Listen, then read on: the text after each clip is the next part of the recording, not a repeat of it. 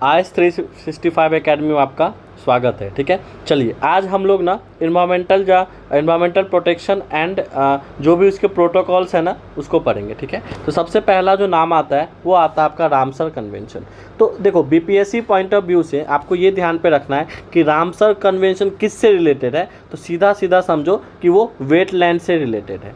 इतना ही समझना है। ठीक है, इतना आपको ध्यान पे रहा तो आपके लिए चीज़ें आसान हो जाएगी, क्योंकि जिस हिसाब से बीपीएससी का ट्रेंड बदल रहा है, ठीक है, बीपीएससी का ट्रेंड बदल रहा है, तो वो इन सब पोर्शन में भी पक्का वो जाने का कोशिश करेंगे। ठीक है, तो अगर हम देखें थोड़ा और भी डिटेल देखते हैं कि इसका इस्टेब्लिशमेंट कब हुआ था 1971 में, और ये एडॉप्टेड भी 1971 में ही आया था, लेकिन इनफोर्स जो हुआ वो 1975 में हुआ। ये इतना नीड नहीं है, फॉर कंप्लीटनेस हमने इसको यहाँ पे ऐड किया है। तो इतना समझ जाओ कि वेटलैंड से रिलेटेड है, कन्वेंशन ऑन वेटलैंड से रिलेटेड है ये रामसर कन्वेंशन। दूसरी बात क्या ध्यान पे रखना है, ये रामसर जगह कहाँ पे है, तो ये ईरान में एक जगह है, वहाँ पे ये कन्वेंशन हुआ था, उसी पे नाम पड़ गया था। ठीक है, दूसरा जो कन्वेंशन है वो स्टॉकहोम कन्वेंशन है। ये किससे रिलेटेड है, ये पीओपी से रिलेटेड है। पीओपी मतलब परसिस्टेंट ऑर्गेनिक पॉल्यूटेंट्स। तो आप पीओपी भी याद रखोगे, डेफिनेटली आपको वहाँ पे एग्जाम में डायरेक्ट परसिस्टेंट ऑर्गेनिक पॉल्यूटेंट्स दिखेगा, एग्जाम में डायरेक्ट ऑप्शन दिखेगा। ठीक है, डायरेक्ट स्ट्रेट फॉरवर्ड क्वेश्चंस होंगे ये। ठीक है, क्योंकि ये प्रयास फर्स्ट टाइम होगा बीपीएससी का इस तरह के सेक्शन में घुसने का। ठीक है, ये कहाँ अडॉप्टेड हुआ था, जिनेवा स्विट्जरलैंड में, तो ये भी आप ध्यान पे रख सकते हो। इससे पहले जो हम रामसर देखे तो वो कहाँ अडॉप्टेड हुआ था, ईरान में। रामसर एक जगह है। ठीक है, नेक्स्ट हम लोग देखते हैं साइट्स। साइट का फुल फॉर्म भी पता होना चाहिए, convention on international trade in endangered species of wild फोना एंड फ्लोरा। अगर हम समझे फोना मतलब क्या होता है, फ्लोरा मतलब क्या होता है। फ्लोरा मतलब कैसा दिख रहा है, फ्लावर टाइप दिख रहा है, तो ये फ्लावर होगा। ठीक है, फोना क्या है, अब एक फ्लावर है, फ्लावर मतलब प्लांट है, फोना मतलब प्लांट, फ्लोरा मतलब प्लांट, फोना मतलब एनिमल्स। तो कैसे याद रखना है, फ्लोरा मतलब फ्लावर होता है, तो फ्लावर कहाँ होगा, प्लांट में होगा, तो ऐसे ध्यान रख सकते हो। दूसरा अगर एक प्लांट है, दूसरा क्या होगा, एनिमल्स ही होगा। तो ये कब आया, 1975 में आया। तो इसमें क्या इंपॉर्टेंट है, तो इसका फुल फॉर्म इंपॉर्टेंट है। ये क्या है, किस पे कन्वेंशन है, कन्वेंशन आपका इंटरनेशनल ट्रेड है, किसमें, इंडेंजर्ड स्पीसीज के लिए। ठीक है, नेक्स्ट चलते हैं सीबीडी। सीबीडी का फुल फॉर्म है कन्वेंशन ऑन बायोलॉजिकल डाइवर्सिटी। ये कब इन्फोर्स हुआ था, 1993 में। बस इतना ही ध्यान पे रखना। बोन कन्वेंशन, ये इंपॉर्टेंट है, तो इंपॉर्टेंट जो भी है मैं बताते चलूँगा। रामसर इंपॉर्टेंट है, स्टॉकहोम इंपॉर्टेंट है, बोन कन्वेंशन इंपॉर्टेंट है। ये किसके ऊपर है, सीएमएस के ऊपर है, कंजर्वेशन और माइग्रेटिंग स्पीसीज। माइग्रेटिव स्पीसीज मतलब जैसे साइबेरियन बर्ड जो है इंडिया में आ जाता है, तो वो क्या माइग्रेट हो गया, तो उसके ऊपर है। तो माइग्रेटिंग स्पीसीज के ऊपर क्या है, तो सीएमएस। देखो समझो मेरी बात, अगर आपको शॉर्टकट याद रखना है तो बॉन कन्वेंशन का सीएमएस याद रखो। सीएमएस मतलब conservation of migrative species and wild animals. तो सीएमएस याद रखोगे, वाइल्ड एनिमल्स याद रहेगा। ठीक है, कब इन्फोर्स हुआ था ये, 1983 में। वीना कन्वेंशन, ये भी ध्यान पे रखना है। वीना कन्वेंशन मतलब सीधा सीधा ओजोन लेयर। वीना मतलब ओजोन लेयर, यही ध्यान पे रखना है। वीना मतलब ओजोन लेयर, बार बार रिपीट कर रहा हूँ, ओजोन लेयर। कौन सा, बैड ओजोन का बात हो रहा है। ठीक है, sorry, protection of ozone layer का बात हो रहा है, गुड ओजोन का बात हो रहा है। ठीक है, और ये कब इन्फोर्स हुआ था, 1988 में। ये इतना इंपॉर्टेंट नहीं है। क्या इंपॉर्टेंट है, वीना कन्वेंशन किससे रिलेटेड है, तो ओजोन से रिलेटेड है, प्रोटेक्शन ऑफ ओजोन से रिलेटेड है। मॉनिटरल प्रोटोकॉल किससे रिलेटेड है, तो ओजोन लेयर से भी है, लेकिन ये क्या, international protocols on substances that replace the ozone layer. तो दोनों में क्या डिफरेंस है, तो वीना कन्वेंशन प्रोटेक्शन का बात करता है, और मॉनिटरल प्रोटोकॉल किसका बात करता है, किस सब्सटेंस से ओजोन डिप्लेट हो रहा है उस पर ये ध्यान देता है। ठीक है, नेक्स्ट हम लोग देखते हैं क्योटो प्रोटोकॉल। ये भी इंपॉर्टेंट है। ये कब वो इन्फोर्स हुआ था, 2005 में, और ये international protocol to reduce green house gas emission. तो क्योटो मतलब ग्रीन हाउस गैस इमिशन का रिडक्शन का बारे में ये बात करता है। तो आप इसको बार बार सुनो, बार बार लेक्चर को सुनो, अपना नोट्स बनाओ, शॉर्टकट लिखो, क्योटो के आगे में ग्रीन हाउस गैस लिखो। ठीक है, मॉनिटरल के अंदर डिप्लेटिंग ओजोन लेयर लिखो। ठीक है, वीना के अंदर प्रोटेक्शन ऑफ ओजोन लेयर लिखो। ऐसा शॉर्टकट बनाओगे डेफिनेटली आपको हेल्प करेगा। ठीक है, नेक्स्ट हम लोग देखते हैं UNFCCC, United nation framework convention on climate change. इसको शॉर्टकट में आपको एग्जाम में UNFCCC भी दिख सकता है। तो क्लाइमेट चेंज का बात है, यहाँ पे क्लाइमेट चेंज का बात है। कब इन्फोर्स हुआ था, 1994 में। Treaty to combat climate change, CC मतलब climate change. Through the adaptation and mitigation. Adaptation मतलब कुछ अच्छा चीज़ अडेप्ट करना, मिटिगेशन मतलब उस चीज़ को मतलब रिमूव करना, मिटिगेट करना। तो effort directed at the control of emission of green house gas that causes global warming. तो आप यूएनएफसीसी का मतलब ये होता है कि किस कारण बस क्लाइमेट चेंज हो रहा है उसको मिटिगेट करना है। और कैसे करना है, कंट्रोल कैसे, किसको करना है, कंट्रोल करना है, ग्रीन हाउस गैस को कंट्रोल करना है, क्योंकि ग्रीन हाउस गैस क्या कर रहा है, ग्लोबल वार्मिंग कर रहा है। ठीक है, अभी भी गर्मी पड़ रहा है तो ग्लोबल वार्मिंग, तो UNFCCC green house gas global warming ऐसे याद रख सकते हो। ठीक है, next Rio summit. Rio summit 1982 में स्टैब्लिश हुआ था। ये क्या है, United nation conference on environmental and development.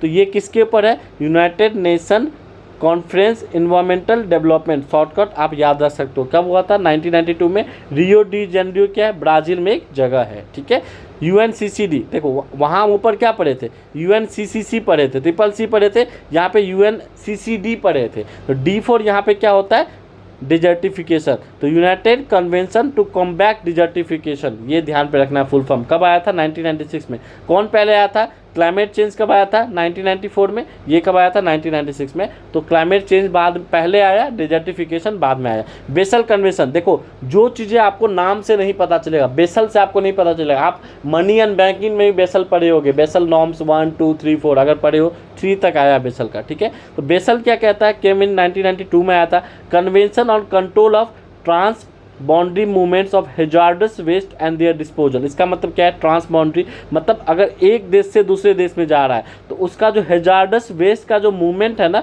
और उसका डिस्पोजल है ना, उसके कंट्रोल का बात करता है बेसल कन्वेंशन। तो सीधा क्या याद रखना है, हेजार्डस वेस्ट।